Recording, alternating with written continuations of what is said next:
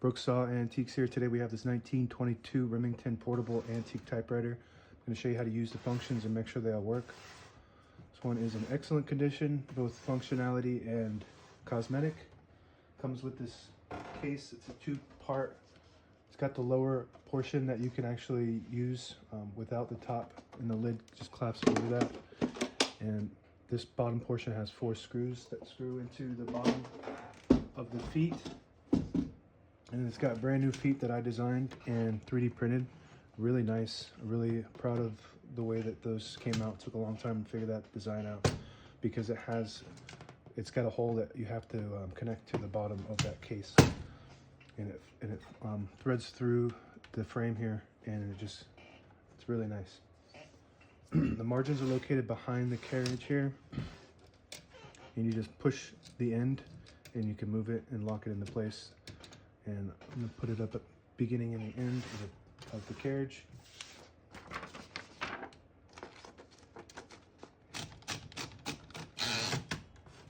To unlock the keys, there's a lever on this side here on the right side. You pull it out and then follow the track to the front, and it unlocks the keys and lifts them up.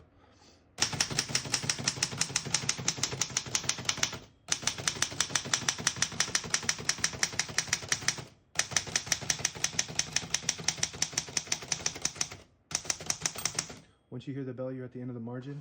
The line spaces, you have to pinch it and move it just like that. And that skips 1 or 2 spaces. Right now we have it on single, but if you want double, there's a switch right here, and you just push that to the front and it'll skip 2 when you pinch it.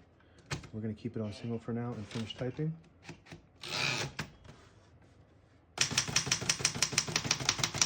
As you can see, all the keys type nice and none of them skip or stick. I'll type a sentence on the next line.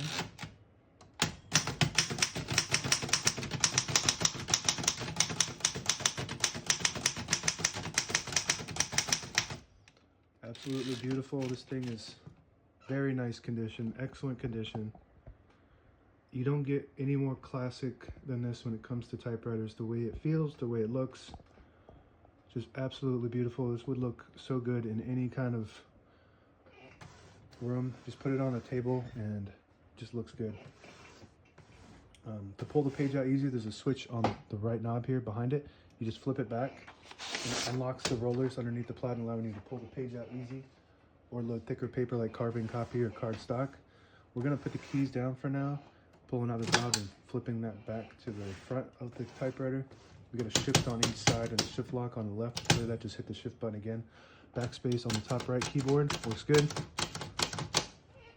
Color selector switch on the right side. Right now we have it all the way down on blue, so it's printing the top portion of the ribbon. I don't know if you can see that, but that just dictates how far the vibrator goes up. If you push it all the way up to the red, it'll print the bottom portion of the ribbon. Right now we have a solid black ribbon, so you can actually use that twice by just switching it to red once you use up the whole ribbon with the blue. We have most of the levers. This is your paper release lever that we already used. And most of the levers are on the left side. You get your carriage release on this side, very smooth. And this is your line space, and this one is your margin release, so you get to the end of the margin. There's a mechanism that locks the keys, and if you lift up that lever, it'll let you type past that if you have the keys unlocked. That works good. And this lever here is how you lock the carriage in the middle. You push it all the way to the front, push the knob in, and then it will lock in the middle, so you can put it in the case, and then it protects the carriage. So we're gonna pull, and if you want to type again, you just pull the knob out like this, and it unlocks it. And that's it. Now available on eBay or Etsy. Search Brooksaw Antiques.